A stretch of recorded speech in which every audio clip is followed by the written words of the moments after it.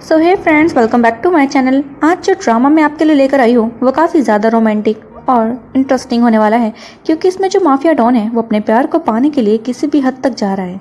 तो drama start करने से पहले आप मेरे चैनल को सब्सक्राइब करना मत भूलिएगा। ड्रामा के स्टार्टिंग में हम हमारे मेल लीड फू जियांग को देखते हैं, जो अपने आदमियों के साथ एक लेडी को पकड़े बैठा हुआ था। वो लेडी चिल्ला चिल्लाकर फू जियांग से कहती है कि तुम फू फैमिली के मेंबर होना डिजर्व ही नहीं करते। कौन नहीं जानता कि तुम्हारे फादर ने तुम्हें बचपन में ही छोड़ दिया था। जिस पर फू जियांग कोई भी रिएक्ट नहीं कर रहा था। इनफैक्ट वो तो अपने आदमी को पास बुलाता है, उसको सीक्रेट देता है और कहता है कि तुम कंटिन्यू रखो। फिर वो लेडी और भी गलत उसे बोल रही थी। जैसे ही उस लेडी ने उसकी मॉम का जिक्र किया कि तुम्हारी मॉम फायर में जलकर मर गई और तुम्हें भी उसी के साथ मर जाना चाहिए था, इस पर फू जियांग को बहुत ही गुस्सा आ जाता है और वो अपने आदमी से नाइफ लेकर उसके हाथ पर दे मारता है। अब वो लेडी डर जाती है कि कहीं ये मुझे मार ना दे। तो वो कहता है कि डरो मत, इतनी जल्दी तो तुम्हें नहीं मारूंगा। मेरी मॉम की मौत का बदला लेना बाकी है। तुम्हें मैं तड़पा तड़पा कर मारूंगा पूरी लाइफ। तुम रिपे करती रहोगी मेरी मॉम की उस जान का। और रही बात फू फैमिली की, मुझे कोई शौक नहीं है उस फैमिली के मेंबर बनने का। मैं अपना कारोबार खुद देख सकता हूँ। और वो अपने आदमी को कहता है कि इस लेडी को यहाँ से ले जा लो। वो लेडी पागलों की तरह हंस रही थी, तो उसका आदमी उसे सिरिंज मारकर बेहोश करता है और यहाँ से ले जा लेता है। वहीं सामने की तरफ फू की नज़र एक लड़की पर पड़ती है और यही हमारे ड्रामा की मेन फीमेल लीड शैंग है। शैंग काफ़ी सुंदर सा डांस कर रही थी। फू उसे देखते ही पहचान लेता है कि कहीं ये शैंग तो नहीं। वहीं फिर पास के सीन में दिखाया जाता है कि जहाँ हमारा हीरो अपनी रोजी रोटी कमाने के लिए तीन जॉब किया करता था, तभी शैंग उसके सहारे के लिए उसके पास आया करती थी कि मुझे तुम्हारी ऐसी हालत बिल्कुल भी ठीक नहीं लगती। वो उसे खुश करना चाहती थी कि उसकी हालत सही नहीं है। और उसके 18th बर्थडे पर उसने उसके लिए डांस परफॉर्मेंस भी किया था, जिसे देखकर तो फू उसे देखता ही रह जाता है और उसे वो काफ़ी सुंदर भी लगती है। तभी वो उसके प्यार में पागल हो चुका था। अब सीन प्रेजेंट में आता है, जहाँ पर वो भी शैंग को ही देख रहा था कि तभी हम नोटिस करते हैं कि शैंग का बॉयफ्रेंड फैंग उसके सामने ही खड़ा था और उसके पास आकर कहता है कि तुम बहुत ही सुंदर डांस करते हो। वहीं पर उसका फादर भी खड़ा था, जो कहता है कि तुम जल्दी ही इंटरनेशनल परफॉर्मेंस के लिए जाने वाली हो और मुझे पूरा बिलीव है कि तुम उस डांस शो को जीत जाओगी। फिर शैंग कहती है कि मेरी मॉम मेरा डांस नहीं देख पाएगी, इससे बड़ा दुख मेरे लिए भी कुछ नहीं है। तो फैंग कहता है कि तुम टेंशन मत लो, आंटी जल्दी ही ठीक हो जाएंगी। तो शैंग उसे कहती है कि तुम बहुत ही अच्छे हो, मेरे हर बुरे अच्छे में मेरा साथ देते हो। तभी फैंग मौका पाकर उसे प्रपोज कर लेता है, लेकिन तभी हमारा हीरो फू जियांग पीछे से खड़ा हुआ ये सब देख रहा था और मन में ही बोलता है कि शैंग तुम मेरे अलावा किसी और की नहीं हो सकती। और अब फू जियांग जोर से चिल्लाता है फैंग की इस हरकत पर और लोग घबराकर पीछे हो जाते हैं। फू जियांग फैंग के पास आया, उसे जोर से किक करते हुए कहता है कि तुम्हारी हिम्मत भी कैसे हुई मेरी वुमेन के इतने पास आने की। शैंग हैरान थी और कहती है कि तुम फू जियांग हो ना। फू जियांग खुश हो जाता है कि आखिर तुमने मुझे पहचान ही लिया। तो वह कहती है हाँ, तुम्हें कौन नहीं जानता, तुम फू ग्रुप के इंचार्ज जो हो, लेकिन तुम बस बाहर से ही इंसान जैसे लगते हो, अंदर से तो तुम शैतान हो। और अगर तुम यहाँ से नहीं गए तो मैं पुलिस को कॉल कर दूंगी। वहाँ पर फू जियांग को काफी गुस्सा आ जाता है और वो शैंग को अपने करीब खींचकर कहता है कि तुम सिर्फ मेरी वुमेन हो, ये तुम्हारे साथ अब कुछ भी नहीं कर सकते। और उसे देखते ही किस कर देता है। ये देखकर बाकी लोग हैरान थे, लेकिन फू जियांग के आदमी तो उन्हें हिलने तक नहीं देते। शैंग उसे धक्का मारकर दूर करती है कि तुम ये क्या कर रहे हो। और वहीं पर उसका बॉयफ्रेंड भी खड़ा हुआ चिल्ला रहा था कि तुमने हिम्मत भी कैसे करी मेरी गर्लफ्रेंड के साथ ऐसे करने की। फू जियांग हंसकर कहता है ये काफ़ी स्वीट था, तब से तुम्हें मैंने पहली बार देखा था ना, मेरा मन था तुम्हें किस करने का और फाइनली ये हो गया है। तो शैंग चिल्लाकर कहती है कि तुमने मेरी मॉम की ये हालत कर दी है, क्या उतना काफ़ी नहीं था जो मुझे ह्यूमिलेट करने के लिए यहाँ पर आ गए हो। तुम जैसा शैतान आदमी मैं पूरी लाइफ में देखना नहीं चाहती। फू जियांग हैरान होता है कि तुम ये क्या बोल रही हो। बताती है कि 1 साल पहले मेरी मॉम मेरा शो देखने के लिए आ ही रही थी कि तभी उनका कार एक्सीडेंट हो गया। और तुम क्या नहीं जानना चाहोगे कि वो कार एक्सीडेंट किसने करा? तुम्हारे ही किसी रिलेटिव ने। तो तुम्हारा पूरा फू ग्रुप ही मेरी मॉम की इस हालत का जिम्मेदार है। उनकी दोनों लेग्स ब्रोक हो गई थी और अभी तक उनकी क्योर नहीं हो पा रही है, वो हॉस्पिटलाइज्ड है और इसके लिए मैं तुम्हें कभी माफ़ नहीं करूँगी। और तुम इतने बेशर्म हो तब भी मुझे बोल रहे हो कि मुझसे शादी करना चाहते हो। भूल जाओ, मैं तुमसे कभी शादी नहीं करूँगी। तो फू जियांग कहता है कि तुम्हारे पास इसके अलावा कोई चारा भी नहीं है। वो जोर से क्लैप करता है, उसके आदमी आगे आकर उसे गिफ्ट्स शो कर रहे थे। फू जियांग कहता है कि ये शादी से पहले का तोहफा है, एक बार शादी कर लो तो तुम्हें मैं रोज ही ऐसे प्रेजेंट दिया करूंगा। तो शैंग को गुस्सा आ जाता है और उसे जोर से स्लैप कर देती है कि क्या तुम मुझे यहाँ पर खरीदने आए हो? क्या मेरी हुस्न का सौदा कर रहे हो? भूल जाओ, मैं तुम्हारे साथ तब भी नहीं आने वाली। तो फू जियांग को काफ़ी गुस्सा आ जाता है और वो फिर से उसे अपने करीब खींच लेता है और कहता है कि तुम्हें मेरे साथ चलना ही होगा, वरना तुम्हारे साथ अच्छा नहीं होगा। तभी उसका फादर आके बढ़कर उसके मुंह पर पैसे दे मारता है कि तुमने पहले मेरी वाइफ की जान लेने की कोशिश करी और अब मेरी बेटी को बदनाम करना चाहते हो। तो फू जियांग उसे कहता है कि फादर इन लो, जरा दूर होकर खड़े रहो, मैं नहीं चाहता कि आपको कुछ हो जाए, वरना आप मैं अपनी बेटी का हाथ मेरे हाथों में कैसे देंगे। उसे धमकाने लग गया था। तो वहीं शैंग कहती है कि तुम्हें बिल्कुल भी शर्म नहीं है, मुझे जाने दो। फू जियांग कहता है तुम ऐसे नहीं मानोगी, मेरे साथ चलो। वो उसे जबरदस्ती ले जाने लगा। पीछे से फादर उसकी हेल्प के लिए आगे बढ़ता है, लेकिन तभी गोलियों की आवाज़ सुनकर डर जाता है। अंदर की तरफ फू जियांग शैंग के साथ जबरदस्ती कर रहा था। शैंग तो कहती है कि प्लीज़ मुझे यहाँ से जाने दो, मैं तुम्हें ढंग से जानती तक नहीं हूँ। फू जियांग कहता है कि मैं तुम्हें इतने आसानी से तो नहीं जाने दूंगा, और एक बात कान खोल कर सुन लो, ये तुम्हारी आखिरी परफॉर्मेंस है, तुम मेरे अलावा किसी और के लिए डांस कर ही नहीं सकती। शैंग को ये काफ़ी अजीब लगता है कि फू जियांग ऐसे रिएक्ट कर ही क्यों रहा है, मैं तो उसे ढंग से जानती तक नहीं, और उसे जोर से स्लैप कर देती है। लेकिन फू जियांग हैरान होता है कि क्या तुम मुझे अभी तक नहीं जान पाई हो। शैंग कहती है कि नहीं। तो फू जियांग उसे याद दिलाने की कोशिश करता है कि तुमने मेरे लिए एक बार डांस किया था, क्या तुम्हें नहीं याद। तो शैंग कहती है कि मुझे नहीं पता तुम किस बारे में बात कर रहे हो। तो फू जियांग उसे याद दिलाने लगता है, और पास के सीन में हम फिर से देखते हैं कि कैसे वो फू जियांग को उसके काम से निकाल कर 18 बर्थडे पर डांस परफॉर्मेंस करके सरप्राइज देती है। ये देखकर फू जियांग काफ़ी खुश हुआ था, और अब शैंग को भी याद आ जाता है, और वो कहती है कि क्या तुम शैन यान हो। फू जियांग स्माइल करता है, शायद उसका पहले वाला नाम शैन यान होगा और अब उसका नाम फू जियांग है। शैंग कहते हैं कि तुम शैन यान हो ही नहीं सकते, क्योंकि वो तो काफ़ी मेहनती लड़का था। अपनी मॉम के इलाज के लिए वो 3 जॉब कर रहा था अपनी पढ़ाई के साथ साथ, और तुम तो एक राक्षस हैवान आदमी हो जिसकी शक्ल मैं देखना पसंद नहीं करती, तुम वो हो ही नहीं सकते। तब फू जियांग उसे गुस्से में अपनी तरफ खींचता है कि तब भी मैं तुमसे प्यार करता था और आज भी मैं तुमसे प्यार करता हूँ, बस तब मैंने तुम्हें डायरेक्टली नहीं बताया क्योंकि मैं अपने आप को कुछ कम समझता था, लेकिन आज मैं अपने आप को पूरी तरह काबिल समझता हूँ तुम्हारा हस्बैंड बनने का, इसीलिए जो मैं कह रहा हूँ उससे ही कोऑपरेट करो। तो अब शैंग घबरा जाती है फू जियांग के ऐसे बिहेवियर को देखकर, और वो कहती है कि अगर तुम सच में शैन यान हो तो तुम्हें फेवर रिटर्न करना चाहिए, तब मैंने तुम्हारी जान बचाई थी, और क्या ये तुम्हारा तरीका है लोगों को प्यार जताने का। तो फू जियांग चिल्लाकर कहता है कि हाँ, इस बात को 4 साल हो चुके हैं और हर एक दिन मैंने तुमसे पिछले दिन से ज़्यादा प्यार किया है, और आज वो दिन आ चुका है जब तुम मुझे मिल चुकी हो और मैं तुम्हें कहीं नहीं जाने दूंगा, और मेरे पास से ज़्यादा तुम कहीं भी सेफ नहीं रह सकती। और वो काफ़ी ज़्यादा पॉजिटिव हो गया था शैंग को लेकर। वो उसे कान पर बाइट कर देता है। शैंग उसे धक्का मारकर दूर करते हैं कि तुम पागल हो चुके हो, करना क्या चाहते हो। मैं सिर्फ फैंग से प्यार करती हूँ। और वहाँ पर रखा हुआ रोज़ फू जियांग के मुंह पर दे मारती है कि तुम मेरी नज़रों से दूर चले जाओ। फू जियांग को गुस्सा आया कि तुम मेरे सामने किसी और आदमी का जिक्र भी कैसे कर सकती हो। वो उसे पकड़ कर टेबल पर रखता है और उसे जोर से शोल्डर पर किस करने लगता है। तो शैंग कहती है कि तुम चाहे जो भी कर लो, मैं तुम्हें पूरी उम्र हेट करूँगी। फू जियांग को और भी गुस्सा आया और वो फिर शैंग का फेस पकड़कर उसे लव बाइट देने लगता है। वो जोर से उसे किस कर रहा था और कंटिन्यू करता ही रहता है। शैंग तो कुछ कर ही नहीं पाती, उसका बस ही नहीं चलता। फू जियांग अपना आपा खो चुका था और उसके साथ इंटीमेट होने का ट्राई करता है, लेकिन शैंग उसे ऐसा नहीं करने देती, धक्का देकर दूर करती है। और फिर फू जियांग कहता है कि चाहे तुम मुझे हेट करो चाहे प्यार, लेकिन अब तुम सिर्फ मेरी हो और तुम्हें मेरा होने से कोई भी नहीं रोक सकता। अब शैंग फू जियांग को स्लैप करके कहती है कि तुम्हें वुमेन की रिस्पेक्ट तक करनी नहीं आती। वो रोते रोते यहाँ से जाने लगी तो फू जियांग पीछे से चिल्लाकर कहता है कि तुम्हारे पास सिर्फ 3 दिन है, फैंग को छोड़कर मेरे पास आ जाओ और तुम खुद चलकर मेरे पास आओगी, देखती जाओ। तो शैंग कहती है कि सपना देखना छोड़ दो। इतना कहकर वो यहाँ से चली गई। वहीं पीछे से फू जियांग अपने आदमी को कॉल लगाकर कहता है कि जल्दी से डिज़ाइनर ढूंढो, मुझे एक न्यू घर बनवाना है जहाँ पर सिर्फ मेरी शैंग मेरे साथ रहेगी। अब इसके बाद शैंग घर पर आ जाती है और अपने फादर और फैंग को सारी बात बताती है। फैंग कहता है कि फादर इन लॉ, फू जियांग को रोकना इतना आसान नहीं होगा, क्योंकि जहाँ तक मैंने उसके बारे में सुना है वो जिस चीज़ के लिए ठान लेता है उसे करके ही मानता है, तो शैंग को वो कभी ना कभी मुझसे चुरा ही लेगा। तो शैंग कहती है ये सब मेरी गलती के कारण हुआ है।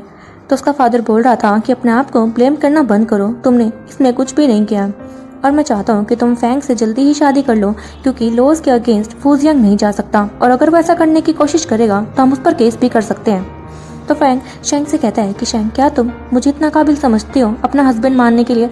तो शैंग हामी भरती है कि हाँ, मुझे इसमें कोई भी प्रॉब्लम नहीं है। वो दोनों काफ़ी खुश लग रहे थे और उसका फादर बोलता है कि मैं कल ही तुम्हारी रजिस्ट्री कराता हूँ कोर्ट में, कल ही तुम्हारी शादी होगी और उसके बाद तुम ये शहर छोड़कर चले जाना, फू जियांग तुम्हें ढूंढ भी नहीं पाएगा। तो वो सभी राजी थे इस काम को करने के लिए। और नेक्स्ट डे आ जाता है जहाँ पर शैंग और फैंग की शादी होनी थी।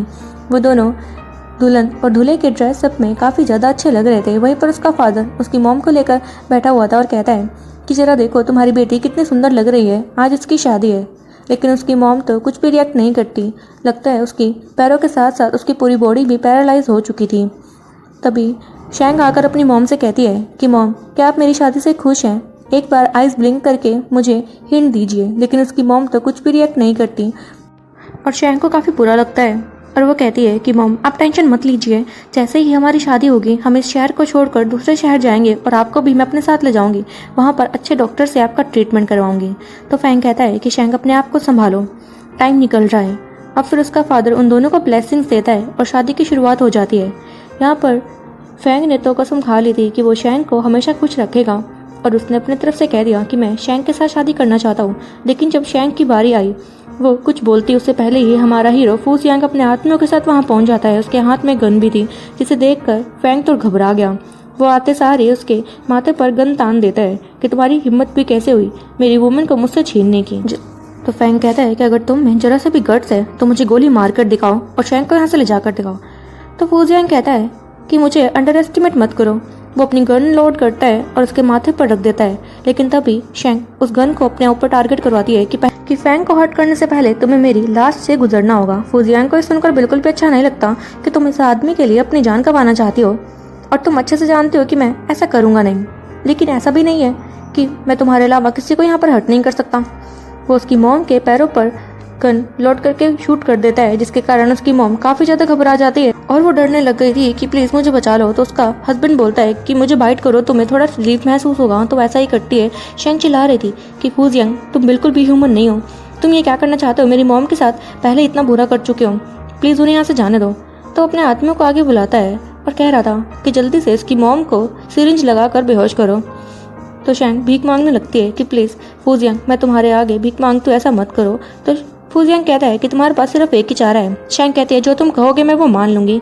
तो वो अपनी रिंग सामने करता है कि तुम्हारे पास यही एक वे अपनी मॉम की जान बचाने का, मुझसे शादी कर लो। पीछे फैंग खड़ा था जो चिल्लाकर फू जियांग से कहता है कि तुम शैंग को डरा रहे हो और तुम्हें डराने के अलावा काम है भी क्या। तो फू जियांग उसे बोलता है कि जरा पीछे होकर बात करो, मैं अपनी होने वाली वाइफ से बात कर रहा हूँ। और अपने आदमियों को कहकर फैंग को दूर करवाता है। वहीं शैंग की मॉम की तबीयत और भी ज़्यादा ख़राब हो रही थी। उन्हें अभी एक डोज की ज़रूरत थी जो डॉक्टर के हाथ में था। लेकिन फू जियांग मना करता है और कहता है कि शैंग, तुम्हारे पास सिर्फ 3 सेकंड है और उनके पास 3 बॉटल्स है डोज की। अगर तुम मेरे से शादी करने के लिए नहीं मानी तो ये मैं डिस्ट्रॉय करवा दूंगा। और वो करता भी ऐसा ही है। जैसे जैसे टाइम बीत रहा था वो उन बॉटल्स को डिस्ट्रॉय करवाता रहता है। उसकी मॉम की तबीयत ख़राब हो रही थी और शैंग को समझ नहीं आता कि अब वो क्या करे। फू जियांग कहता है कि शैंग, जरा एक बार और सोच लो, लास्ट बोतल बची है तुम्हारी मॉम की जान बचाने के लिए। तो शैंग को ना चाहते हुए भी हामी भरनी पड़ जाती है कि प्लीज़ मेरी मॉम को जाने दो, उनकी जान बख्श दो, मैं शादी करने के लिए तैयार हूँ। और वो उस रिंग को अपनी उंगली पर पहन लेती है कि देखो अब तो जो तुम चाहते थे मैंने वो कर दिया, अब मेरी मॉम की जान बचाओ। तो फू जियांग अपने वादे के अनुसार उसकी मॉम की जान बख्श देता है और वो कहता है कि मेरी मदर इन लॉ की तबीयत कुछ खास नहीं लग रही है, तो मैं चाहता हूँ कि इन्हें फू ग्रुप के सबसे बड़े प्राइवेट हॉस्पिटल में एडमिट करवाया जाए, वहाँ पर इनका अच्छा ट्रीटमेंट होगा। शैंग ऐसा करने से मना करती है कि प्लीज़ मेरी मॉम को अकेला छोड़ दो, मेरे फादर इनकी केयर रखेंगे, मैंने तुम्हारी बात मान ली ना, अब तुम्हें क्या चाहिए। फू जियांग कहता है कि मैं भी तो इनकी केयर ही कर रहा हूँ, आफ्टर ऑल ये मेरी मदर इन लॉ बन गई है। और अपने आदमी को कहकर वो उसकी मॉम को यहाँ से ले जाने लगता है और शैंग से कहता है कि अब हमारी शादी लीगली हो चुकी है, हमारे बीच में कोई भी नहीं आ सकता। तो अब मेरी बात कान खोल कर सुन लो, तुम मेरी परमिशन के बिना किसी से नहीं मिलोगी और अब हम अकेले एक अलग घर में रहने जा रहे हैं। इतना कहकर वो उसे गोद में उठाता है और यहाँ से ले जा लेता है। शैंग चिल्लाती रह जाती है और पीछे से फैंग अपना होश खो बैठा था कि उसकी आंखों के सामने क्या हो गया। उसकी लवर किसी और के साथ यहाँ से चली गई। अब नेक्स्ट सीन में देखते हैं जहाँ पर फू जियांग शैंग को लेकर एक न्यू घर में आ जाता है और उसे बताता है कि इस घर में अब हम दोनों रहने वाले हैं, मेरी परमिशन के बिना कहीं भी जाने की कोशिश मत करना वरना मुझे पता लग ही जाएगा। और मेड को कहता है एक ड्रेस लाने के लिए और शैंग से कहता था कि इसे पहनकर जल्दी तैयार हो जाओ, मुझे तुम्हारा डांस देखना है। शैंग बिना कुछ कहे उस ड्रेस को लेकर रेडी हो जाती है और फू जियांग से पूछती है कि क्या तुम्हें इस डांस स्टाइल के बारे में ज़रा भी नॉलेज है। फू जियांग कहता है कि मुझे इससे कोई भी लेना देना नहीं है, बस मैं चाहता हूँ कि तुम मेरे लिए इसे परफॉर्म करो। तो शैंग कहती है कि ठीक है जैसा तुम चाहो और वो डांस करना स्टार्ट करती है। फू जियांग को फिर से अपने पास्ट के वो पल याद आ रहे थे जहाँ पर शैंग ने उसके लिए डांस किया था और उसका प्यार उसे देख के बढ़ता ही रहता है। फिर वो एक रोज़ उठाता है और शेंग को अपनी तरफ खींच कर कहता है ये काफ़ी सेटिस्फाइंग है और उसे काफ़ी क्लोज आ गया था। शेंग कहती है कि तुम क्या करना चाहते हो। फूजियांग ने शेंग को गोद में उठा लिया था और बोलता है कि हम दोनों हस्बैंड वाइफ है, तो तुम्हें क्या लगता है कि मुझे क्या करना चाहिए। वो उसे ज़बरदस्ती अपने रूम में ले जा लेता है। इंटीमेट होने के बाद हम सुबह उन दोनों को फिर से साथ में देखते हैं, जहाँ पर शेंग फूजियांग पर चिल्ला रही थी कि तुम मेरे साथ ज़बरदस्ती कर रहे हो, मुझे मेरी फैमिली से मिलने के लिए जाना है लेकिन तुम जाने नहीं दे रहे, ऐसा क्यों। फूजियांग उसे अपने पास खींचता है, अपने लैब पर बिठाता है और कह रहा था कि तुम्हारे फादर मेरे बारे में बिल्कुल भी अच्छा नहीं बोलते हैं और तुम्हारा वो एक्स बॉयफ्रेंड उसने तो मेरे बारे में तुम्हारे दिमाग में पता नहीं क्या क्या डाल दिया है। तो क्या तुम ये चाहती हो कि मैं तुम्हें उनके पास जाने दूँ ताकि वो फिर से तुम्हें गलत गाइड करे मुझे लेकर। ऐसा मैं कभी नहीं होने दूंगा और अब से तुम्हारी फैमिली मैं ही हूँ, इसलिए तुम्हें अब सिर्फ मेरी परवाह होनी चाहिए, किसी और की नहीं। शेंग गुस्से में खड़ी होती है कि इसका मतलब तुम ये कहना चाहते हो कि तुमने एहसान किया मेरी मॉम की जान बचाकर। फूजियांग कहता है कि नहीं, ये भी मेरा मतलब नहीं है। चलो ये सब छोड़ो, मेरे पास तुम्हारे लिए एक सरप्राइज है। और वो क्लैप करके अपने आदमियों को अंदर बुलाता है। वहाँ पर फूजियोन भी आया हुआ था जिसने कि उसकी मॉम का एक्सीडेंट करके दोनों लेग पैरालाइज कर दी थी। ये देखकर शेंग काफ़ी गुस्से में आ जाती है कि ये तो फूजोंग है। फूजोंग वहाँ पर माफ़ी मांग रहा था कि प्लीज़ मिसेस शेंग मुझे माफ़ कर दीजिए, ये सब मेरी गलती से हो गया। शेंग चिल्लाकर कहती है कि मेरी मॉम एक नेशनल लेवल की डांसर थी, तुमने उनका एक्सीडेंट करके दोनों लेग इंजर्ड कर दी। आज उनके सपने चूर चूर हो चुके हैं जिसका रीज़न सिर्फ तुम हो, तुम्हें इतनी आसानी से मैं माफ़ नहीं करूँगी। वहीं फूजियांग पीछे खड़ा हुआ था जो कहता है कि अगर तुम इसे सज़ा देना चाहती हो तो यहीं दे सकती हो। उसके हाथ में नाइफ पकड़ा देता है। शेंग उस नाइफ को लेकर आगे बढ़ रही थी और फूजोंग तो डर जाता है कि कहीं ये मुझे मार न दे। वो रिक्वेस्ट करता रहता है लेकिन शेंग अचानक से अपना निशाना फूजियांग को बना लेती है। फूजियांग ये देखकर हैरान था कि क्या तुम मुझे मारना चाहती हो, मैं तुम्हारी हेल्प कर रहा हूं। कहती है कि क्या तुमने मुझे अपनी तरह राक्षस समझ रखा है। फूजियांग को बहुत ही गुस्सा आ जाता है और वो उसका गला पकड़कर सोफे पर रखता है कि मैं तुम्हारे लिए इतना कुछ कर रहा हूँ ताकि तुम्हारे दिल में मेरे लिए थोड़ी सी जगह बने, लेकिन तुम तो मुझे पता नहीं क्या करने पर मजबूर कर रही हो। शेंग कहती है कि तुम जो मर्जी समझो, मुझे इससे कोई फर्क नहीं पड़ता। और रही बात फूजोन को सज़ा देने की, तो ये काम कानून का है ना कि मेरा। मैं अपने हाथ खून से नहीं रंगना चाहती तुम्हारी तरह। तुम तो लोगों की खुशियाँ छीनना जानते हो। इतना कहकर वो यहाँ से गुस्से में जाने लगती है तो पीछे से फूजियांग कह रहा था अपने आदमी से कि मैम को जरा उनके रूम तक छोड़ कर आओ और एक बात का ध्यान रखना कि अब ये इस विला से कहीं बाहर ना जा पाए। पहले तक तो तुम इस विला से बाहर कदम रख रही थी लेकिन अब भूल जाओ, फैमिली तो बहुत दूर की बात है। शेंग चिल्लाकर कहती है कि क्या तुम मेरी जॉब छुड़वाना चाहते हो, मेरा अगले ही मंथ एक बहुत ही बड़ा परफॉर्मेंस है। तो फूजियांग कहता है कि तुम्हारी जॉब अब सिर्फ मुझे प्यार करना है और कुछ भी नहीं। तो शेंग अब गुस्से में यहाँ से चली जाती है। पीछे से फूजोंग का पर्सनल असिस्टेंट पूछता है कि बॉस अब इस फूजोंग का क्या करना है। तो फूजियांग कहता है कि जैसा कि शेंग ने कहा कि कानून इसकी सज़ा देगा, तो तुम एक बात का ध्यान रखना कि इसे पूरी उम्र कैद की सज़ा हो और ये जेल में ही सड़े। इतना कहकर वो भी यहाँ से चला जाता है। नेक्स्ट डे मॉर्निंग देखते हैं जहाँ पर शेंग गार्डन में टहलने के लिए जा रही थी कि तभी फूजियांग उसे पीछे से जाकर हक करता है और कह रहा था कि तुम्हें अभी मेरे लिए डांस करना होगा। शेंग उसे दूर करती है कि तुमने मेरी सारी फ्रीडम छीन ली है और अब मैं भी तुम्हारी बात नहीं मानूंगी। इतना कहकर वो यहाँ से चली जाती है। फूजियांग कहता है कि ये तो फिर से मुझसे नाराज़ हो गई और अपने असिस्टेंट से पूछ रहा था कि मुझे कोई आइडिया दो कि अपनी वाइफ को कैसे मनाया जाता है। तो उसे कैंडल लाइट डिनर का आइडिया दे देता है। अब रात के समय देखते हैं जहाँ पर फूजियांग ने काफ़ी अच्छी प्रिपरेशन करी हुई थी कैंडल लाइट डिनर के लिए। उसने एक से एक शेफ और एक से एक डिशेस बनवाई हुई थी और शेंग से पूछता है कि क्या तुम्हें ये पसंद आया, मैं तुमसे बहुत ही ज़्यादा प्यार करता हूँ और ये सब अरेंजमेंट मैंने तुम्हें खुश करने के लिए करी है।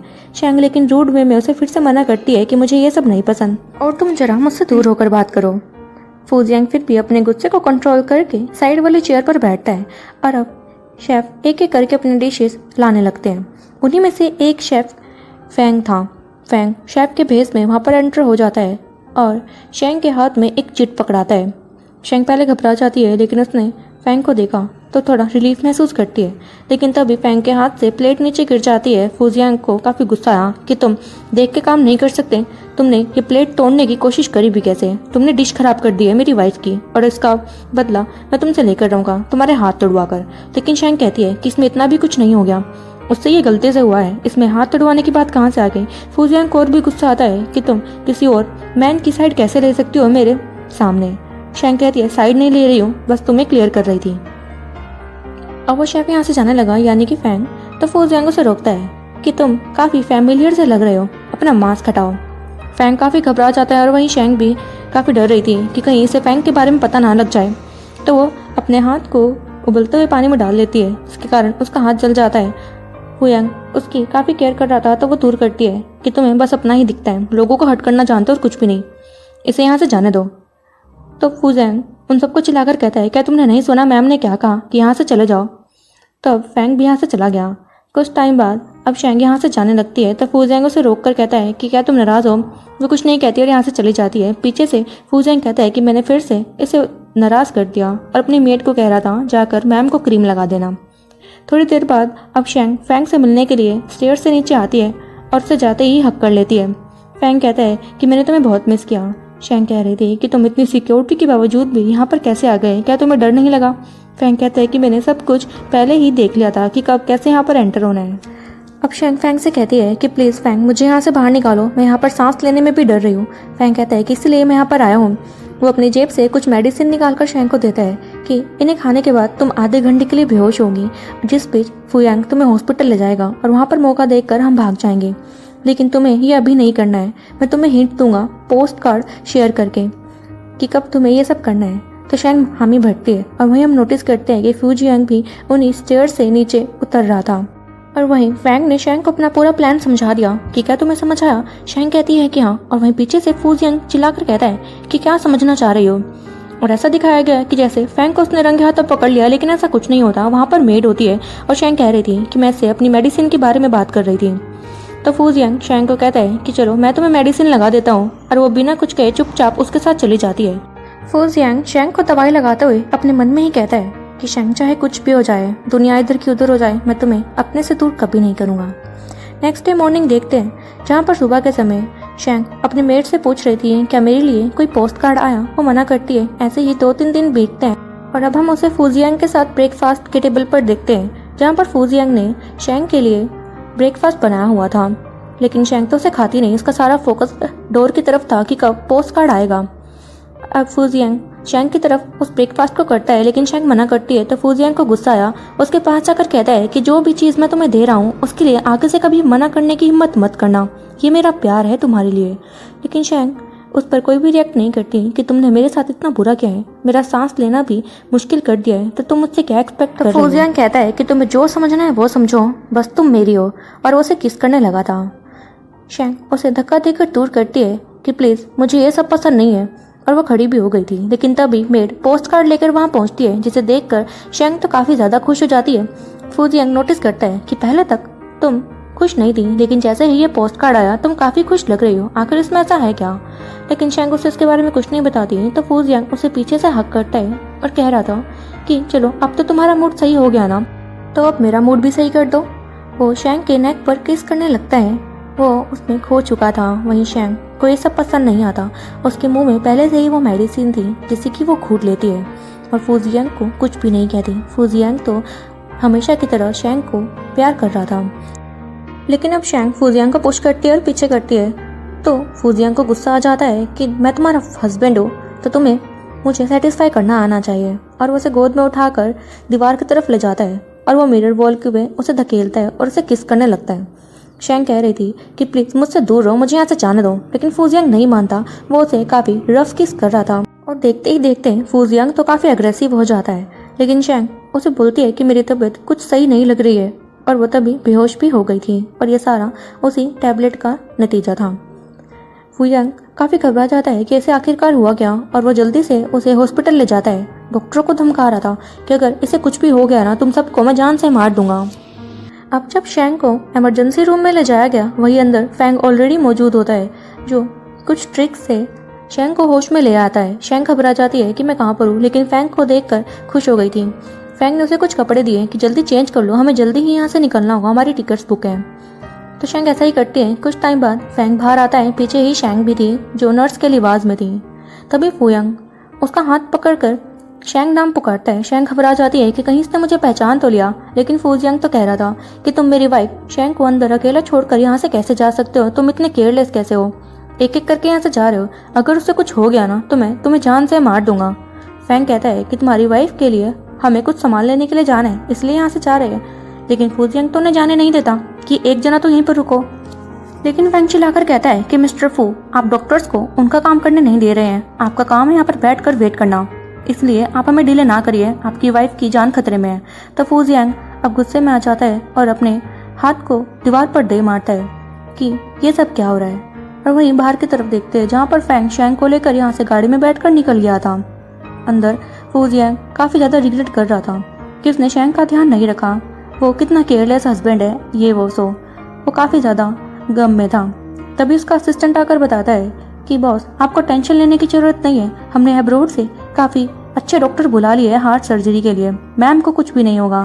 फू जियांग कहता है कि जितना जल्दी हो सके उतना करो, प्राइवेट जेट भेजने पड़े वो भी भेज दो, लेकिन मेरी शैंग को कुछ नहीं होना चाहिए। लेकिन तभी नोटिस करता है कि उसके फ़ोन में शैंग की लोकेशन कुछ और ही बता रही थी। ये देखकर वो तो शॉक ही रह गया कि शैंग तो अंदर है ना, तो ये लोकेशन क्या शो कर रही है। तो वो अपने असिस्टेंट को कहता है कि जाकर अंदर चेक करो। तो उसका असिस्टेंट जाकर चेक करता है और बताता है कि बॉस, मैम तो अंदर है ही नहीं। फू जियांग अब उनका प्लान समझ चुका था और काफ़ी गुस्से में आ जाता है कि शैंग, तुमने मुझे धोखा देकर बिल्कुल भी सही नहीं किया, अब देखो मैं करता क्या हूँ। और वो गाड़ी लेकर निकल जाता है, उसके फेस पर साफ गुस्सा दिख रहा था। वापस हम फैंग को देखते हैं जिसके साथ में शैंग और उसकी फैमिली थी। शैंग फैंग को थैंक्स करती है कि तुमने हर बार उसका साथ दिया और अपनी जान को जोखिम डालकर आज वो उसकी जान बचा रहा है। फैंग कहता है ये मेरी रिस्पॉन्सिबिलिटी है, इसलिए तुम इसके लिए थैंक्स मत कहो। शैंग काफ़ी घबरा भी रही थी कहीं फू जियांग यहाँ पहुँच ना जाए। फैंग कहता है कि डरने की ज़रूरत नहीं है, उसे यहाँ का पता नहीं पता चलेगा और उस प्राइवेट गेट के बाहर जाते ही हम सेफ हो जाएंगे। लेकिन तभी वहीं पर कुछ दूर देखते हैं जहाँ पर फू जियांग अपने आदमियों के साथ वहाँ पहुँच जाता है और कहता है एक मच्छर भी यहाँ से निकलना नहीं चाहिए। और अब वो उसी सेम शिप पर भी पहुँच गया था। फू जियांग के हाथ में गन थी, वो काफ़ी ज़्यादा गुस्से में था। शैंग ने नोटिस किया कि फू जियांग यहाँ पहुँच गया है, वो भागने लगती है, लेकिन तभी फू जियांग उसे कहता है कि भागने की ज़रूरत नहीं है, अब तुम मेरे कब्जे में हो। वो उस शिप के ओनर को वहाँ पर लाता है और कह रहा था कि अब देखना, तुम्हारी इस करतूत की सज़ा इस ओनर को मिलेगी। शैंग गिड़गिड़ाते हुए कहती है कि प्लीज़ फू जियांग, इन्हें कुछ मत करना, ये सब मेरी गलती के कारण हो गया। फू जियांग उस पर गन पॉइंट करके कहता है कि तुमने जो गलती करी है उसका एहसास भी तो तुम्हें होना ही चाहिए, और इसकी हिम्मत भी कैसे हुई मेरी वाइफ का मसला दूर करने की। तो वो शिप ओनर कहता है कि मिस्टर फू, मुझे नहीं पता था कि ये मिसेस फू है, मैं ऐसा कभी नहीं करता अगर मुझे पता होता। तो फू जियांग कहता है कि चलो इसे पीछे करो, असली कल्प्रिट तो ये फैंग है। फैंग चिल्लाकर कहता है कि फू जियांग, मैं तुमसे नहीं डरता, चाहे तुम मेरा कुछ भी बिगाड़ लो। तो फू जियांग तो अब और भी ज़्यादा गुस्से में आ जाता है, वो अपनी गन को साइड रखता है और उसे खुद से ही हिट करने के लिए आगे बढ़ा था। पहले तो वो उसे काफ़ी देर तक पंच करता है। शैंग उसे रोकने की कोशिश कर रही थी, लेकिन असिस्टेंट फैंग को दूर करता है और फू जियांग को वेपन देता है। फू जियांग उसकी हेल्प से पहले तो फैंग की टांग तोड़ता है और उसके बाद उसने उसकी बाजू भी तोड़ दी थी। और शैंग को कह रहा था कि अभी तो मैंने सिर्फ इसे तोड़ा ही है, अगली बार इसने तुम्हें फिर से मुझसे छीनने की कोशिश करी तो मैं इसकी जान ले लूँगा। शैंग कुछ नहीं कर पाती, वो बस तड़प रही थी। फू जियांग फिर अपने आदमियों को कहता है कि मदर इन लॉ को फिर से हॉस्पिटल में एडमिट किया जाए और शैंग को गोद में उठाकर घर तक ले आता है।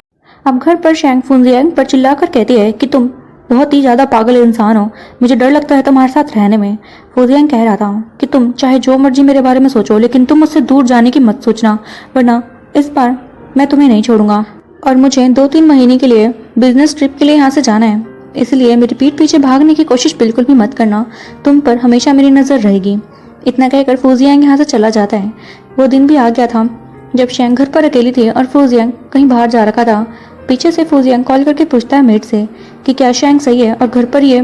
तो मेड बताती है कि मैम तो घर पर ही है, लेकिन वो खाना बिल्कुल भी नहीं खा रही है, जिसके कारण उनकी तबीयत भी खराब हो सकती है। तो फू जियांग काफ़ी ज़्यादा घबरा जाता है और असिस्टेंट को कहता है कि बिजनेस डील हम बाद में देखेंगे, पहले मुझे शैंग के पास ले चलो। अब वो घर पर पहुंचा और शैंग से कहता है कि तुम ये क्या हरकतें कर रही हो, खाना ना खाकर खुद को हर्ट करने से आखिर तुम्हें मिलेगा क्या।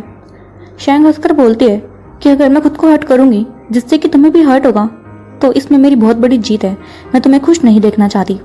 फू जियांग उस पर गुस्सा करते हुए कहता है कि अगर तुम्हें कुछ भी हो गया ना तो एक बात ध्यान रखना कि तुम्हारी फैमिली को भी मैं तुम्हारे साथ ही मार दूंगा, तो सोच लो कि तुम क्या चाहती हो। शैंग कहती है कि मुझे बहुत ही ज़्यादा रिग्रेट है कि मैंने तुम्हें देखा। फू जियांग कहता है एक और बार बोलना, तो वो सेम बात रिपीट करती है। तो फू जियांग को बहुत ही गुस्सा आ जाता है और वो फिर से उसे किस करने लगता है। ये किस काफ़ी ज़्यादा हार्श थी, जिससे कि शैंग बोलते है कि मुझे पेन हो रहा है, लेकिन फू जियांग नहीं सुनता। और वो फिर से इंटीमेट होने लगता है और कह रहा था कि जल्दी से डाइनिंग टेबल पर पहुंचो, ये मेरा ऑर्डर है। जिसके लिए शैंग साफ मना कर देती है तो फूजियांग उसे जबरदस्ती अपने कंधे पर उठाकर डाइनिंग टेबल तक ले आता है और मेड खाना सर्व करती है। शैंग ने जैसे ही उस खाने को ट्राई किया वो बोलती है कि ये खाना तो मेरे डैड मेरे लिए बनाया करते थे। क्या डैड यहाँ पर है? वो काफ़ी ज़्यादा शौक हो गई थी। तभी हम पास के सीन में देखते हैं कि जब फूजियांग ने अपने असिस्टेंट से कहा घर की तरफ गाड़ी मोड़ने के लिए तो उससे पहले वो शैंग के फादर के पास मिलने के लिए कहता है। और अब हमने घर पर देखते हैं जहाँ पर शैंग का फादर सामने बैठा हुआ था और वो पूछता है कि तुम्हें मुझसे क्या चाहिए। तब फूजियांग उसे पैसे दिखाकर कहता है कि मैं चाहता हूँ आप मुझे 2-3 डिशेस बनाना सिखाएं जो कि शैंग की पसंदीदा है। तो उसके फादर बोल रहे थे कि तुम्हें इसके लिए मुझे पैसे देने की ज़रूरत नहीं है, मैं तुम्हें इसे ऐसे ही दिखा दूंगा अगर ये सवाल मेरी बेटी की खुशी का है। अब वो घर पर होते हैं जहाँ पर फूजियांग खाना बनाने की ट्राई कर रहा था शैंग के लिए और उसके फादर उसकी हेल्प भी करते हैं। तब फूजियांग का हाथ बीच बीच जल जाता है लेकिन वो फिर भी हार नहीं मानता, वो ट्राई कर ही जा रहा था। और इस बीच एक फनी मोमेंट भी आता है जहाँ पर उसे फिश से चोट आ जाती है और वो कहता है कि मैं इसे गोली मारकर जान से मार दूंगा। तो उसका फादर बोलता है कि हर चीज़ मारने के लिए नहीं होती, ये पहले ही डेड है, इसलिए अपने गुस्से को जरा काबू में रखो और खाने पर फोकस करो। अब सीन प्रेजेंट में आता है जहाँ पर शैंग ये मानने को तैयार ही नहीं थी कि ये खाना फूजियांग उसके लिए बना सकता है और वो कहती है कि तुम सिर्फ लोगों को मारने में माहिर हो, खाना बनाने में नहीं। तो मेड उसे कन्फर्म करती है कि नहीं मैम, ये खाना मिस्टर फू ने अपने हाथों से ही आपके लिए बनाया है, आप देख सकते हैं उनके हाथ पर चोट भी है। तो शैंग नोटिस करती है और जानबूझकर उसके हाथ को जोर से प्रेस कर देती है। फूजियांग को पेन तो हुआ था लेकिन वो शैंग की आंखों में खो चुका था कि उसने उसके इस एफर्ट के बदले में थोड़ा सा तो प्यार दिखाया। लेकिन शैंग फिर भी उसे चिल्लाकर कहती है कि फूजियांग मुझे समझ नहीं आ रहा है कि तुम आखिरकार हो क्या, तुम्हारी पर्सनैलिटी से ये सब सूट ही नहीं करता, तुम अंदर से कुछ और बाहर से कुछ और दिखाना चाहते हो, इसलिए मेरे सामने ये फेक बनने का नाटक बंद कर दो कि तुम मेरी बहुत ज़्यादा केयर करते हो। तुम मुझे यहाँ पर कैदियों की तरह रख रहे हो, सांस लेने की इजाज़त भी मुझे नहीं है। तो अब फूजियांग शैंग को काफ़ी क्लोज लाता है और उसे किस कर देता है। शैंग कहती है कि कभी तो सीरियस हो जाया करो। तो फूजियांग कहता है ठीक है, तुम बाहर जाना चाहती हो ना, हम कल ही बाहर चलेंगे। और नेक्स्ट डे देखते हैं वो उसे शॉपिंग पर ले आया हुआ था। शैंग कहती है कि तुम यहाँ पर मुझे क्यों लेकर आए हो। तो फूजियांग कहता है कि तुम अपने लिए यहाँ पर नेकलेस पसंद कर लो, जो तुम कहोगी मैं वो तुम्हें दिला दूंगा। इतना कहकर वो अपने काम के लिए यहाँ से चला जाता है।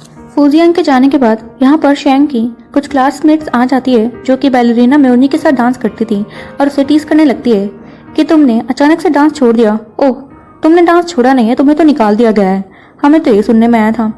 वहीं पर जो लेडी साथ में खड़ी हुई थी वो बोलती है कि आप इन्हें टीज मत कीजिए, ये मिसेस फू हैं।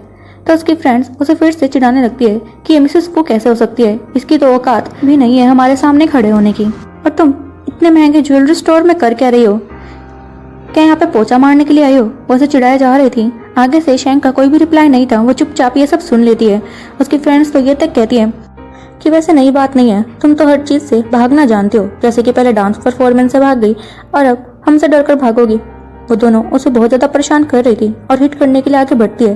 वहीं पीछे से हम देखते हैं कि फू को उसके असिस्टेंट ने बता दिया था कि मॉल में शैंग के साथ क्या हो रहा है और अब फूजियांग अपनी इंपॉर्टेंट मीटिंग छोड़कर शैंग को बचाने के लिए वहां पहुंच जाता है।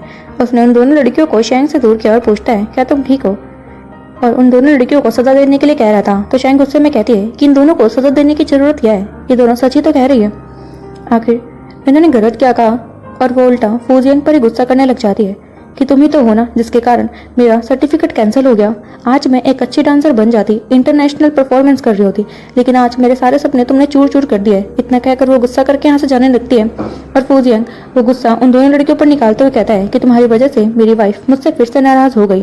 और वो अपने असिस्टेंट से कहता है कि इनको थप्पड़ मारने का बहुत ही शौक है ना, इन्हें कम से कम 1000 थप्पड़ मारना। इतना कहकर वो बाहर जाता है और देखता है कि शैंग रो रही है।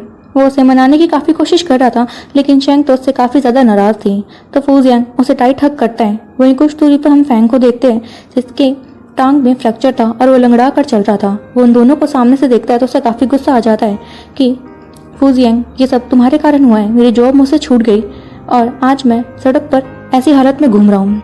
और वो गुस्से में अपनी शराब की बोतल ज़मीन पर दे मारता है कि तुम्हें इसकी कीमत चुकानी होगी। वहीं सीन शिफ्ट करते हैं और हम शैंग की मॉम को हॉस्पिटल में देखते हैं जो अब थोड़ा थोड़ा करके चलना स्टार्ट करती है। वहीं पर फूजियांग शैंग को लेकर आया हुआ था और वो अपनी मॉम को ऐसी हालत में देखकर काफ़ी ज़्यादा खुश हो जाती है कि मॉम आप तो ठीक हो रही हैं। उसकी मॉम कहती है कि हाँ, और ये सब फूजियांग के कारण है। वो काफ़ी हैरान हो जाती है कि फूजियांग भी पीछे ही खड़ा हुआ था जो उनको कहता है कि आपको रेस्ट करना चाहिए, और वो शेंग को उनके पास अकेला छोड़कर बाहर खड़ा हो जाता है जाके कि आपको अपनी फैमिली से थोड़ा बातचीत करनी चाहिए। वहीं शेंग नोटिस करती है कि उसकी फैमिली फूजियांग से काफ़ी अच्छे से बात कर रही है और फूजियांग भी काफ़ी केयर दिखा रहा है उसकी मॉम की तरफ। तो उसके डैड बोलते हैं कि हम फूजियांग को जैसा समझते हैं वैसा वो नहीं है, वो अंदर से एक अच्छा इंसान है, तुम उसे पहचानने में गलती कर रही हो। शेंग काफ़ी ज़्यादा कंफ्यूज हो गई थी कि मुझे जाकर उससे बात करनी चाहिए कि उसने तुम्हारे दिमाग में क्या भर दिया है, लेकिन उसके डैड रोकते हैं कि नहीं, हम सच कह रहे हैं, उसने हमें ना ही पैसे दिए और ना ही धमकाया है। तुम्हारी मॉम की हालत देखो, वो पहले क्या थी और अब वो कितना ज़्यादा ठीक हो चुकी है। ये सब फूजियांग के कारण है। उसने एक से एक डॉक्टर से तुम्हारी मॉम का इलाज करवाया, तभी तुम्हारी मॉम अपने पैरों पर आ खड़ी हो चुकी है।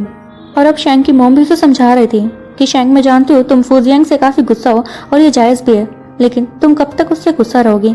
आफ्टर ऑल वो तुम्हारा हस्बैंड है और तुम्हें उसी के साथ अपनी पूरी लाइफ गुजारनी है, तो तुम देखो तुम्हारे लिए अब क्या सही है।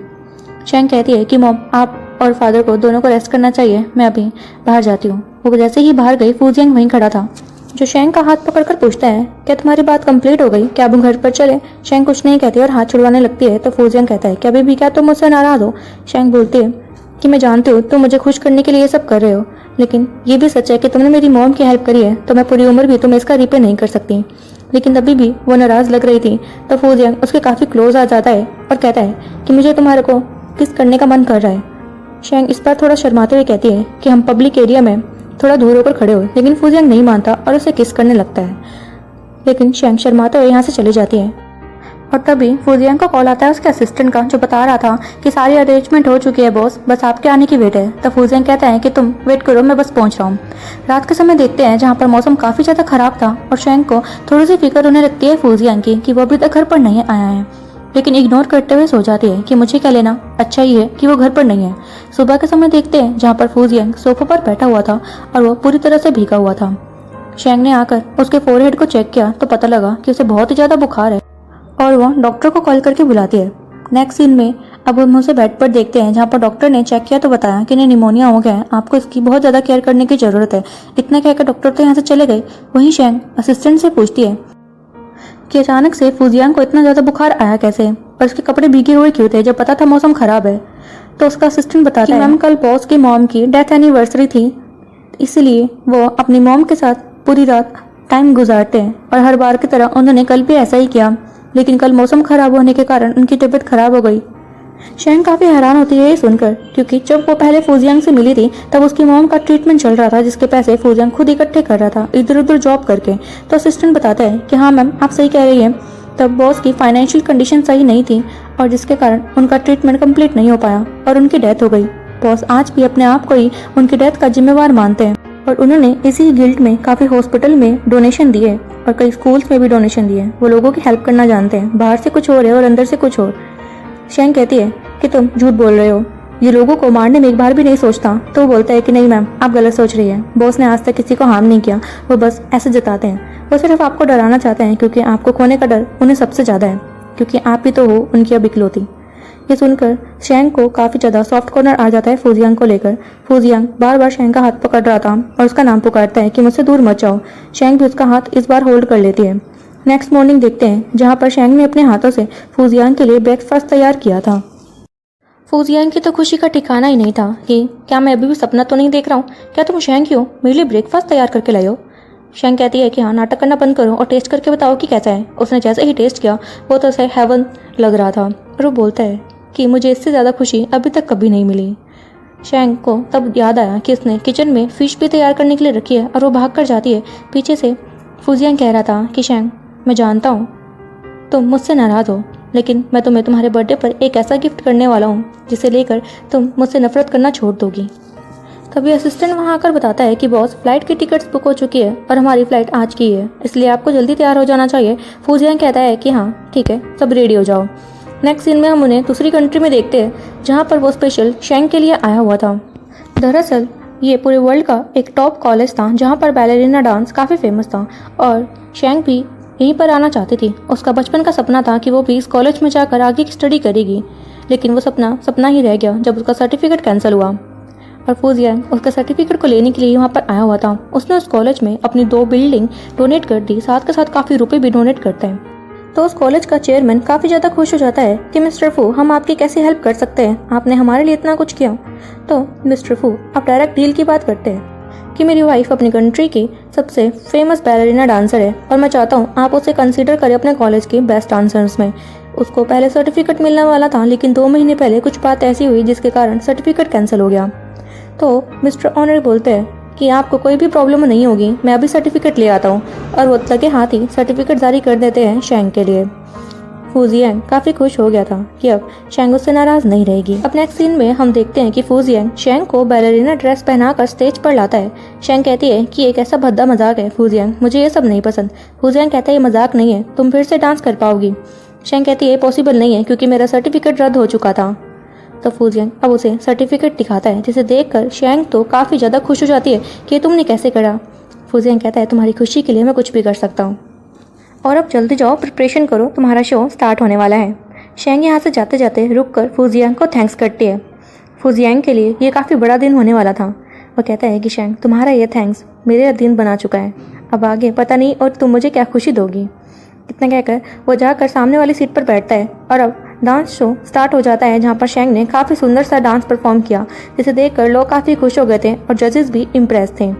फिर वो जाकर अपने मॉम डैड के पास बैठती है, साथ में फूजियांग भी बैठा हुआ था। उसके मॉम डैड तो काफ़ी ज़्यादा तारीफ करते हैं और वो फूजियांग को as a son in law accept कर चुके थे और कहते हैं कि तुम हमारी बेटे का ध्यान रखना। अब शैंग फूजियांग को देखकर कहती है कि आज तुम मुझे शैनयान जैसे लग रहे हो, इसलिए मैं तुम्हें एक और चांस देना चाहती हूँ। फूजियांग कहता है कि शैंग मैं तुम्हारे लिए कुछ भी कर सकता हूँ, अगर तुम्हें शैनयानी चाहिए तो मैं फिर से वही लड़का बनने के लिए तैयार हूँ, लेकिन प्लीज़ मुझे छोड़ने की बात अब अपने दिल में भी मत लाना। वो दोनों एक दूसरे को काफ़ी प्यार से देख रहे थे, लेकिन हम नोटिस करते हैं कुछ सीट छोड़कर वहाँ पर फैंग भी बैठा हुआ था, जो उन दोनों की नज़दीकियाँ बर्दाश्त नहीं कर पाता। शो खत्म होने के बाद फूजियांग शैंग से कहता है कि मैंने आज कैंडल लाइट डिनर प्लान किया है, इसलिए हमें जल्दी घर चलना चाहिए। शैंग कहती है कि तुम जाओ, मेरा सामान यहीं पर है, मैं उसे लेकर आती हूँ। फूजियांग के जाने के बाद शैंग मन में ही उसको लेकर बोल रही थी कि फूजियांग मैं जानती हूँ तुम एक अच्छे इंसान हो, मैंने तुम्हें मिसअंडरस्टैंड किया, लेकिन अब हम साथ में खुश रहेंगे। वो ब्लश भी करती है, लेकिन तभी फैंग उसे आकर पीछे से हक करता है और कह रहा था कि फाइनली मैं तुमसे मिल ही गया। शैंग कहती है कि फैंग तुम अभी तक कहाँ थे और कैसे हो, तुम्हारी हालत ठीक है ना। फैंग कहता है इन सब के लिए टाइम नहीं है, तुम्हें अभी मेरे साथ चलना होगा, हम यहाँ से भाग जाएंगे और फूजियांग को खबर तक नहीं लगेगी। लेकिन शैंग साफ मना कर देती है कि अब मैं तुम्हारे साथ नहीं चल सकती, फूजियांग मेरा हस्बैंड है और मुझे उसी के साथ अपना फ्यूचर देखना है। फैंग को गुस्सा आ जाता है कि तुम ये क्या बकवास कर रही हो, तुम तो मुझसे प्यार करती थी ना। शैंग कहती है कि मुझे माफ़ करना कि फूजियांग ने मेरी मॉम का इलाज करवाया है और मैं उसे ऐसे धोखा देकर नहीं जा सकती। फैंग को बहुत ही ज़्यादा गुस्सा आ जाता है कि तुम देख नहीं रही हो उसने मेरी क्या हालत कर दी है, मैं बिल्कुल भी ठीक नहीं हूँ, मुझे हॉस्पिटल से भी निकाल दिया गया है और उसका बदला तो मैं फूजियांग से लेकर ही रहूँगा।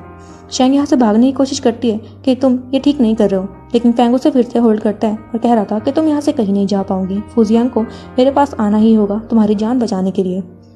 शैंग काफ़ी ज़्यादा डर जाती है कि तुम ये जो कर रहे हो वो सही नहीं है। तो फैंग गुस्से में कहता है अच्छा जो मैं कर रहा हूँ वो सही नहीं है और जो तुमने मेरे साथ किया वो सही है, मैं तुम्हारे लिए अपनी जान तक जोखिम में डाल चुका हूँ और तुमने आज मुझे धोखा दे दिया, मैं तुम्हें भी जान से मार दूंगा। और वो वहीं पर रखी हुई स्टिक से शैंग के सर पर वार कर देता है, जिसके कारण वो बेहोश हो जाती है। नेक्स्ट सीन में देखते हैं उसने कॉल लगाकर फूजियांग को भी इन्फॉर्म कर दिया था कि उसकी वाइफ मेरे हवाले है। फूजियांग पहचान गया था कि ये फैंग का काम है और वो जल्दी से लोकेशन ट्रैक करके वहाँ पहुँचता है और देखता है कि उसने शैंग को बांध कर रखा हुआ है, उसे काफ़ी चोटें भी आई हुई थी। गुस्से में कहता है कि अगर इससे जरा सी भी खरोच आई तो तुम्हारी लाइफ मैं 72 से भी 72 कर दूंगा। फैंग कह रहा था कि रस्सी टूट गई लेकिन बल नहीं गया, तुम देख सकते हो कि तुम्हारी वाइफ मेरे कब्जे में है, तुम मेरा कुछ भी नहीं बिगाड़ सकते और आज फाइनली मुझे मौका मिल गया तुम इसे जान से मारने का। और वो शैंग को कहता है कि तुम्हारे लिए मैंने क्या कुछ नहीं किया, अपनी जान को जोखिम में डाला, अपनी लात तड़वाई, अपना हाथ तड़वाया, अपनी जॉब तक छोड़ दी, पूरे वर्ल्ड के अगेंस्ट हो गया, लेकिन तुमने आज मुझे ये सिला दिया। तुम आज फूजियांग को प्यार करते हो मुझे छोड़कर, तुम्हें भी मैं यहाँ से नहीं जाने दूंगा, तुम दोनों की जान मैं खुद लूँगा अपने इन्हीं हाथों से। और अब तो वो बिल्कुल एक साइकोपैथ की तरह बिहेव कर रहा था। वहीं फूजियांग को उसका असिस्टेंट इन्फॉर्म करता है कि बॉस हम फैंग पर निशाना नहीं साध पा रहे हैं, वो ब्लॉक है। तभी फूजियांग उसे कहता है कि फैंग तुम्हारी टांगे मैंने तोड़ी है ना, तो उसका मतलब तुम्हें मुझे पहले मारना चाहिए, शैंग को यहाँ से जाने दो। उसे जानबूझकर भड़का रहा था ताकि वो गुस्से में उसके पास आए, लेकिन ऐसा कुछ नहीं होता। फैंग कहता है कि मैं जानता हूँ तुम्हारी जान शैंग में बसती है तो पहले से ही मरना होगा। वो अपनी जेब से गन निकालता है और पॉइंट कर देता है शैंग पर, लेकिन तभी फूजियांग शेंग को आकर हक कर लेता है कि तुम्हें मैं कुछ नहीं होने दूंगा। तभी गोली की आवाज़ आती है। शेंग को लगा कि उसने फूजियांग को गोली मार दी, लेकिन ऐसा नहीं होता। दरअसल फूजियांग के लोगों ने फेंग पर निशाना साध दिया था और वो अब मर चुका था। शेंग तो अभी भी घबराई हुई थी और जोर जोर से फूजियांग का नाम चिल्लाती है कि तुम ठीक हो। फूजियांग कहता है कि हाँ शेंग, मैं बिल्कुल ठीक हूँ, और वो उसके हाथ और उसकी रस्सी खोल देता है और उसे टाइट हक करता है कि मुझे लगा कहीं मैं तुम्हें खो ना दूँ। शेंग बोलती है कि मुझे माफ़ करना, मैंने तुम्हें गलत ट्रीट किया और गलत समझा। मैं जानती हूँ तुम एक अच्छे इंसान हो। और वो देखती है कि फेंग अब मर चुका है। फूजियांग कह रहा था कि इसने तुम्हें मारने की कोशिश करी और यही डिज़र्व करता था। फिर वो शेंग से कहता है कि मैं जानता हूँ तुम मुझे क्रिमिनल की तरह समझती हो, लेकिन अब मैं तैयार हूँ। जो भी कानून मुझे सज़ा देगा मेरे पुराने क्रिमिनल रिकॉर्ड को लेकर, मैं उसे एक्सेप्ट करूँगा और एक नया इंसान की तरह तुम्हारे सामने वापस आऊँगा। क्या तुम तब मुझे एक्सेप्ट करोगी? शेंग कहती है कि मैं तुम्हें माफ़ कर चुकी हूँ और मैं तुम्हें से प्यार करती हूँ। मैं हमेशा तुम्हारे साथ रहना चाहती हूँ। और वो दोनों फिर से हक करते हैं। फाइनली शेंग ने फूजियांग को अपने दिल की बात कह दी कि वो भी उससे प्यार करती है। फूजियांग के लिए इससे बड़ी खुशी कोई हो ही नहीं सकती थी। और इसी क्यूट मोमेंट पर हमारा ड्रामा भी खत्म हो जाता है। सो फ्रेंड्स, आपको इस ड्रामा की स्टोरी कैसे लगी? अपने थॉट्स कमेंट्स में जरूर शेयर करना। मिलते हैं ऐसे ही और क्यूट रोमांटिक ड्रामास के साथ। Till then take a good bye.